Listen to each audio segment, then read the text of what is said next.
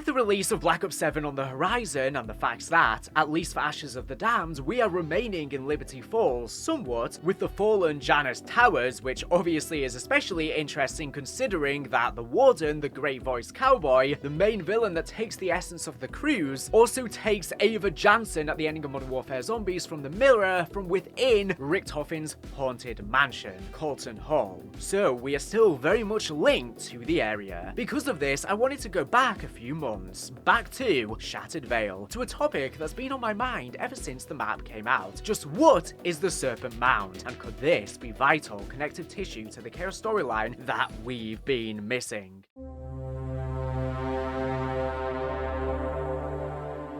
Given it's been a few months, I'll provide some context for those who missed this or have forgotten. In Shattered Vale, we enter the heart of Project Janus's dimensional operations, the mansion once known as Colton Hall. This house is unique in that, as a result of a ritual performed almost 2 centuries before, space-time was shattered in the house and throughout Liberty Falls itself, by the device that Shem was seemingly gifted by the Great Voice, that Richtofen uses to escape the liminal space with the crews in Shattered Vale's pre-boss cutscene.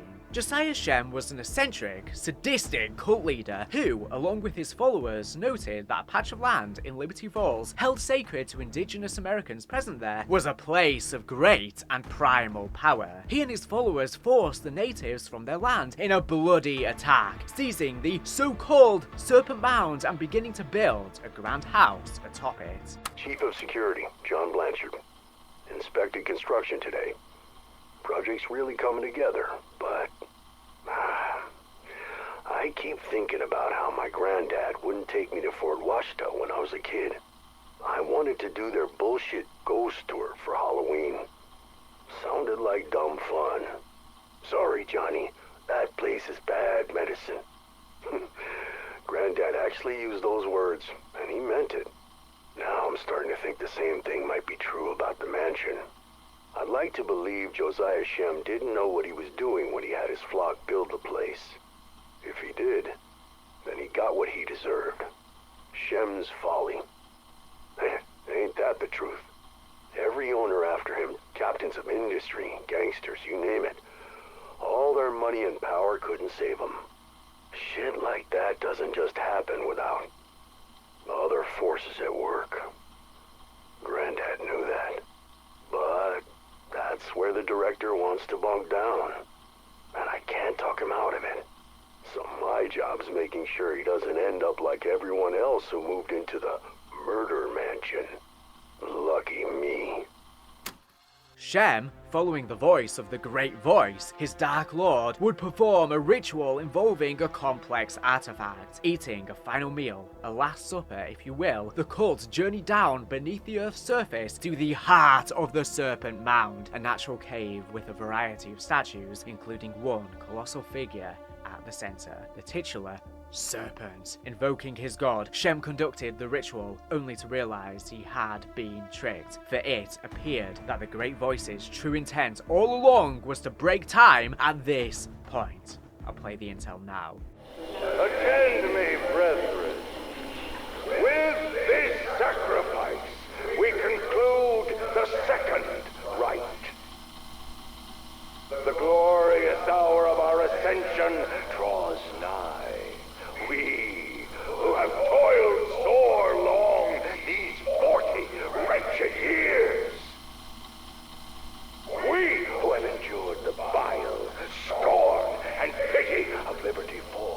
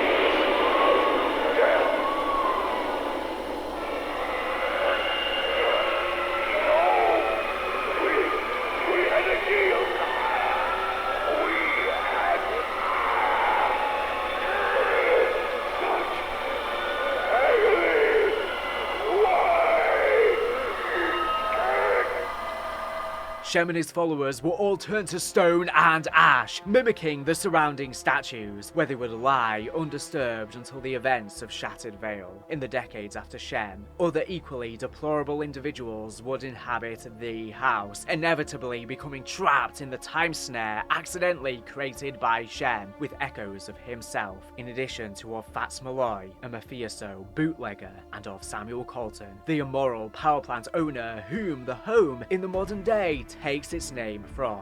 As all of these men were ostensibly murdered in the property, the breaking of time allowed an echo of their last day of life to be preserved in a so-called liminal space. During the course of Shattered Vale, we enter these liminal spaces and harvest these echoes as they serve as vital sources of PRIMA materia for the Sentinel artifact, the proto-matter that makes up existence at its smallest level. If you want more information on this, please go and check out the video on Josiah Shem, where I examine this in far greater detail. Although at the time we assumed they were under command of Cortifex, given the Deathless One line, as his full name is Cortifex the Deathless. But now it just seems to be actually the Great Voice Warden all along influencing them. I'll play this intel about the Serpent Mound now. Tammy Lundberg, PhD thesis research log recording 84, July 16th, 1980. Oh, I've barely seen my bed. Even the sun is a rare sight these days. Since uncovering the subterranean caves underneath the estate, it's been non-stop. I now know those caverns are why Shem pushed the natives off this land. They were communing with something down there. He believed, and I concur, that this is a place of power. Where that power comes from, I can't yet say. My instruments react to the energy down there, but they tell me nothing definitive. I've also uncovered that Shem was a very charismatic zealot, promising his followers immortality. Said every snake oil salesman since the dawn of time. I'm quite certain those caverns hadn't been disturbed since the 1800s. There was no vandalism, no evidence of vagrancy, not a trace of the modern world. There is clear evidence of ritualistic ceremonies, not satanic, something else. I can't deny I do feel something tugging at me when I'm down there. Well, it's important to note at this point that sleep deprivation could be affecting my senses. Observations of that sort are irrelevant for the purpose of my thesis. For now though, to continue the video, let's discuss the statue.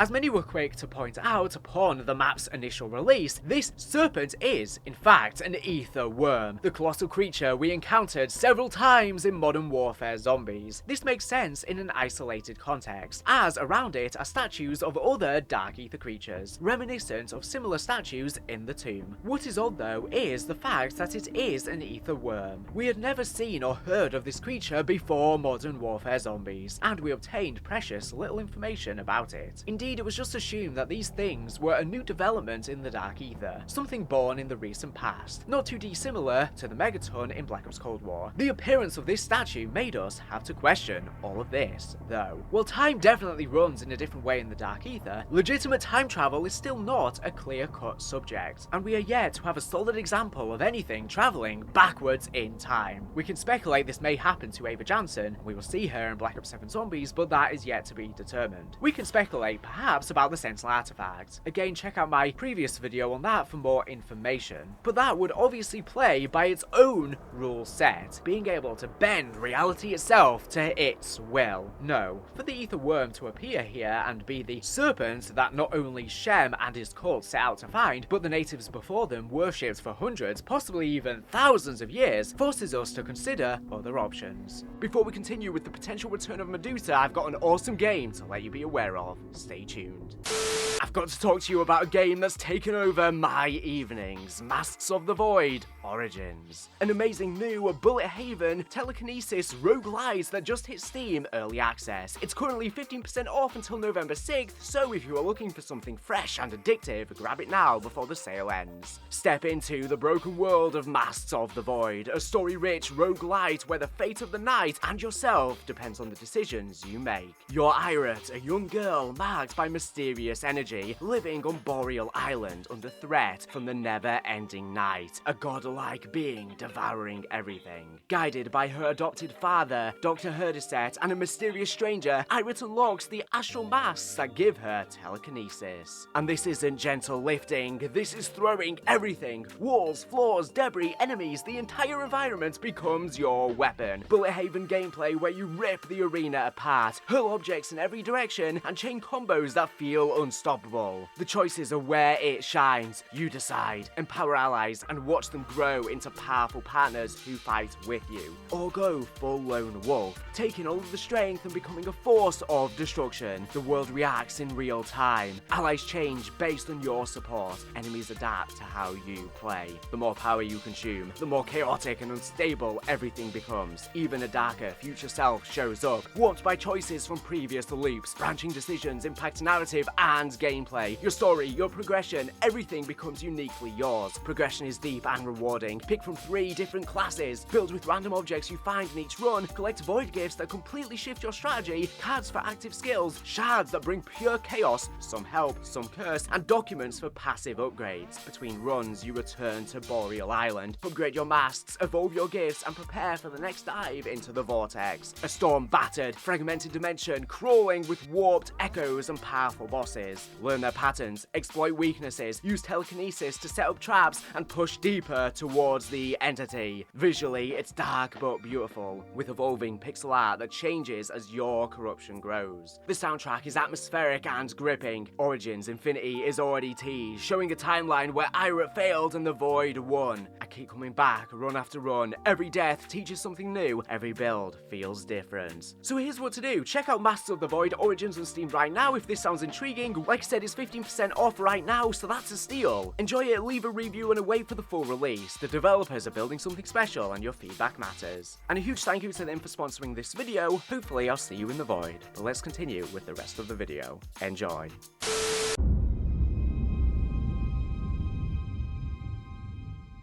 And I've always thought that potentially the ether worms in Modern Warfare Zombies could be connected to the augmenter worms seen by Cortifex in Vanguard Zombies used to harvest the dimensional veil. They would harvest on the dimensional weak spots, which again is sort of similar to the gate worms in Black Ops 3 Zombies, which obviously appear when the souls are harvested in the rituals on the Shadows of Evil Easter egg, or the premise souls are collected, the gate worms appear on the menu for the game. This could be very similar to the liminal spaces in Shattered Veil, because the animations that activate when these rituals are being completed are that the bodies hover up before being plunged then inside of the Sentinel artifact, which is literally exactly the same as the Shadows of Evil rituals. The bodies hover above, they burst into blood, which all gets then absorbed into the summoning key, which we know generates these gate worms. And I've speculated that in Modern Warfare Zombies, the ether worms could appear because the veil between the dark ether was weakened after the Ethereum canisters were exploded by Zakhaev, with the dark ether inflected blood of the Terminus crew. And they could have just appeared because they were harvesting that etheric energy at the weakened veil. And that could literally have been their entire reason, and potentially that Serpent in Shattered Veil is here for the same reason, where space-time is shattered. Seeing this mysterious statue, and more specifically the fate of the cult members around it, made some, myself included, think back to the Chaos storyline. Ancient Evil, the sudden end of that story, concluded on a cliffhanger, having completed the eons-long Sentinel trial and finally freeing the Oracle of Delphi from her bonds. The Oracle reveals herself to be Medusa all along, and incapacitates our main heroine, Scarlet Rhodes, while the other members of the Chaos crew discover that she has already turned Alistair Rhodes and other members of the Order to stone in the chamber beneath. After she absorbs all of the knowledge of human history from Scarlet's mind, Medusa leaves Delphi, seeking to gain the knowledge of the Nine. But we can't know for certain where she would head to next, though I have speculated in a video again linked on screen and in the description that it was not the Library of Alexandria like Medi speculated before, but was instead Atlantis, due to important mythological connections and the fact that Poseidon is referenced in a newly discovered cipher in Black Ops 4 Zombies this year, as well as the fact there are numerous references to Poseidon in the game, such as the text at the 9 main Easter egg ending, as well as on the gateway door in Ancient Evil, as well as the fact that Poseidon is seemingly the statue by the Sentinel artifact and the Sisters of Medusa when you activate the Sentinel artifact on Ancient Evil. As well as many of the murals are apparently depicting Poseidon on Ancient Evil that we've only discovered due to the names found from the files of the game, the unhashed ones that I again discussed in that video. Given Medusa is, of course, inextricably linked to serpents, and we have the Serpent Mound in Shattered Vale, it was my belief for some time that Medusa herself had somehow won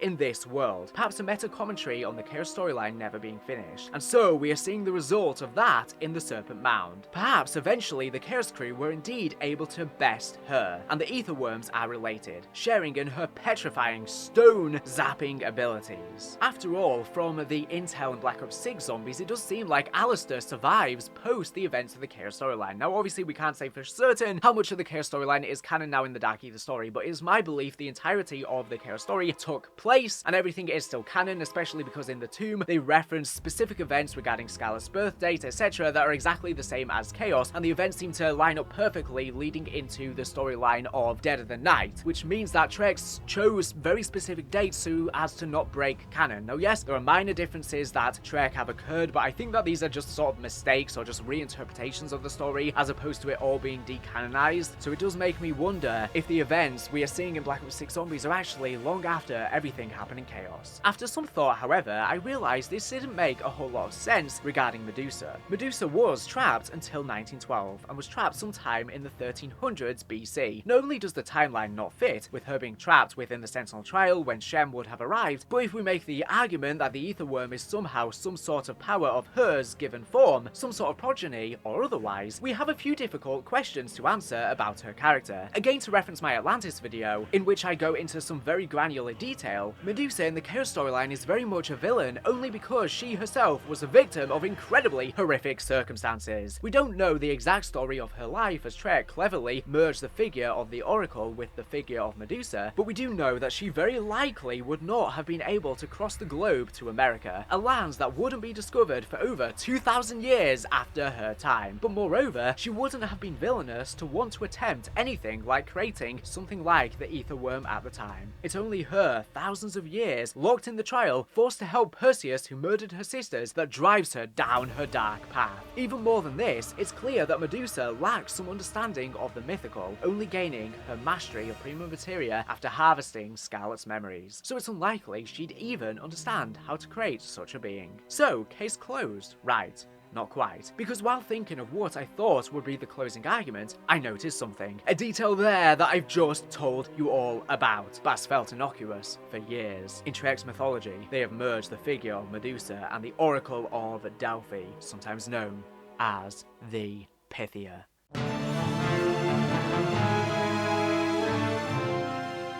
Pythia, which we actually hear used verbatim in Ancient Evil, Intruders! Tell the Pythia I will not be stopped.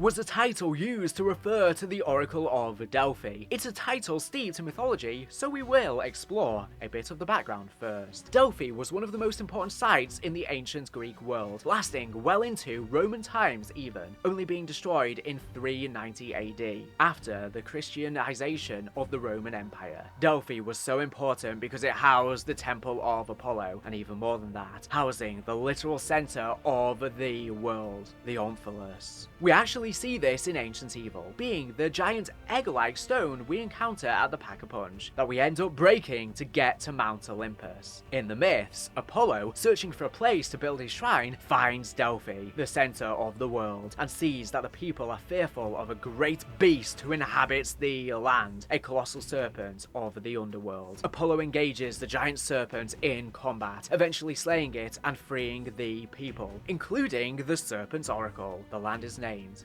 Pytho, coming from the Greek word to rot, as forevermore the stench of the colossal rotting snake was present, the snake being forevermore referred to as the Python, and Apollo receiving the title of Pythios, meaning slayer of the Python. The oracle, now freed and bound in service to Apollo, of course therefore took the title of Pythia, the oracle of the slayer of the Python. Hearing this story, those of you who have played Ancient Evil will suddenly suddenly have had things click into place. In that map, in the area we can find the Pack-a-Punch, we not only see the rotting corpse of the Python, but we literally walk into it. It's a corridor of the map called Python Pass, and it comes into play during the main quest. A colossal, giant serpent from the underworld, created by Gaia, one of the Titans. The Titans differ from the Olympians, like Zeus, Apollo, Poseidon, and the rest, as they are what shapes the very world both the Olympians and the humans live in. They are far more ancient and far more powerful, but also somewhat elusive. This seems much like the relationship between the Dark Ether entities who we have seen in the Dark Ether, such as Cortifex, Syraxis, and the rest, and I guess the Shadowsmiths in Black Ops 7, who so far have been totally absent, but appear to be incredibly old and powerful, possibly far older, and perhaps even the beings that made reality, both the real world and the Dark Ether itself. The Ether Worm then, in a way, does relate to Medusa, though not in the way perhaps we first thought. It's not that it is her in any way, but it shares an origin with her. She is the latest in the line of the High Priestesses of Apollo, the Oracles of Delphi, and the Ether Worm is a python, like the creature slain by Apollo. This helps solve a really strange inconsistency in the merging of the Dark Ether and Chaos storylines. While we have seen entities such as the Vanguard gods, with Invicta himself even having been worshipped by the Greeks as Ares, the god of war, many of the mythical creatures were still absent. With Vanguard alone, there was no possibility. We thought that something like the Python could exist. And so Ancient Evil, with its very overt references to mythology, even portraying some as outright historical fact, couldn't seem to coexist. However, with the introduction of the Ether Worm, and seeing that this creature is one of many, likely having crossed over into the world in various places, we can make the conclusion that Apollo was one of the many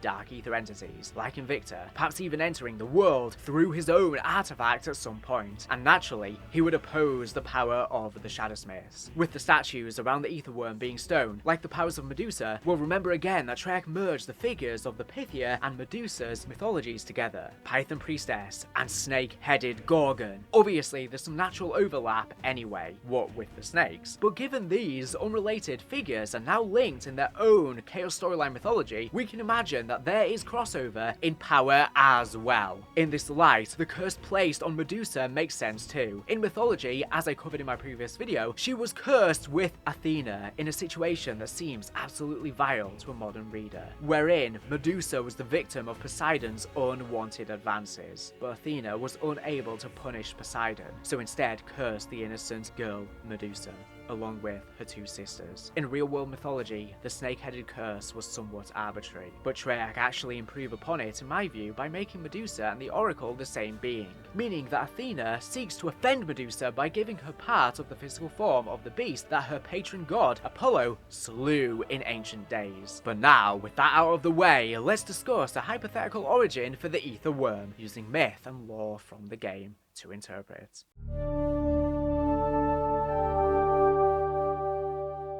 In the earliest days of existence, powerful primordial beings with a mastery over prima materia, the Shadowsmiths crafted reality from nothing, using the protomatter to make the very laws of nature themselves, all from the confines of the Dark Ether. Perhaps they themselves were brought into existence by the almighty construct, but that is a story for another day. In the eons that followed, beings great in power, but inferior to these Shadowsmiths came to be, founding dynasties and fighting against one another within the Dark Ether. But inevitably, they would clash with the elder Shadowsmiths, like a student inevitably trying to outshine their master. In order to put the upstart gods into their place, the Shadowsmiths began creating new creatures of little intelligence but colossal power to combat them. These would take many forms, but one Shadowsmith, known to modern cultures as Gaia, crafted the Ether Worm, a serpentine creature of giant proportions. As time progressed on, the lesser entities of the Dark Ether gradually took an interest in the goings-on of the recently discovered humans, and began interfering with their world partly for fun, partly for their own machinations within the Dark Ether. The Shadowsmiths, having created all of reality itself, would have inevitably detested this meddling, and so sought to prevent the interaction between human and Dark Ether entity, and so once again began began employing colossal creatures of unimaginable power. These could potentially be the monsters of every human culture, the Nephilim giants, and the Leviathan of the Middle East, the rainbow serpent of Australia, the kraken of the Nordic world, the dragons and yaoguai of China and the Far East, the Cyclops, Cerberus, the Hydra, and the Python of ancient Greece, and all of the myriad horrors of human myth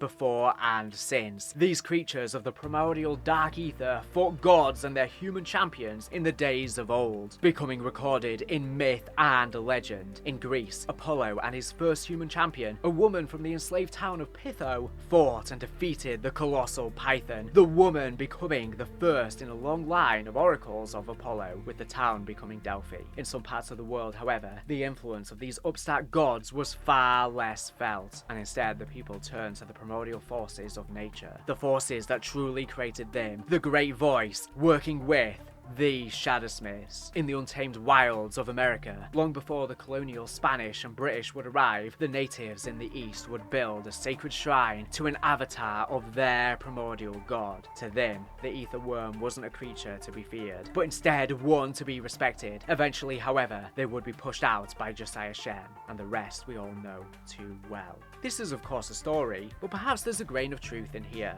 What do you think of my head canon? Why exactly were all of Josiah's cult worshipping this ether worm, literally seen essentially praying around them as they died after their final supper, turning to stone? When we literally go up to them in Shattered Vale, they disintegrate into essentially ash, much like the Shadowsmiths. But what do you guys think? Is this a stretch too far, or is this theory viable? This definitely delves into headcanon territory for sure, but given Trek seems so unsure about touching Chaos lore and what to even do with it, they probably don't even know exactly how it all fits together, I don't see why we, as a community, can't fill in the blanks, especially when there are such compelling connections like this. But there's going to be plenty more storyline videos to come leading up to the launch of Black Ops 7 Zombies, and of course, after launch, things are going to go hard. We'll have to see how much more Chaos references there end up being in Black Ops 7. Anyways, thank you for watching the video. Make sure to subscribe if you're not here for the latest and greatest Call of Duty news and information. So anyways, thank you for watching, and bye. To conclude this video, I want to shout out the fact that I finally decided to make a Patreon and Cameo account, both of which will be linked below if you want to help support the channel. On Patreon, you can sign up for the lowest tier of just $1.50 a month to get exclusive access for my Discord, where we can discuss zombies lore, trivia, or whatever you desire. A place where you lot, my community, can better connect. Your names will also appear at the end of videos thanking you. For $5.50 a month, you get all of that, and I will be doing exclusive monthly Q&As. And for $16.50 a month, you again get all of that, and I will be doing exclusive lore videos, such as unpacking niche parts of the Treyarch documents I've been breaking down on my channel that don't as much suit a main channel video. For the highest tier, only for those with the ability to and who really want to help out the channel, you get special bonuses I've yet to determine and verbal shoutouts at the end of every video. Over on Cameo, I can do funny videos reading lines from zombies, memes like how do we tell him, birthday wishes for friends or family, or whatever else you desire, practically anything.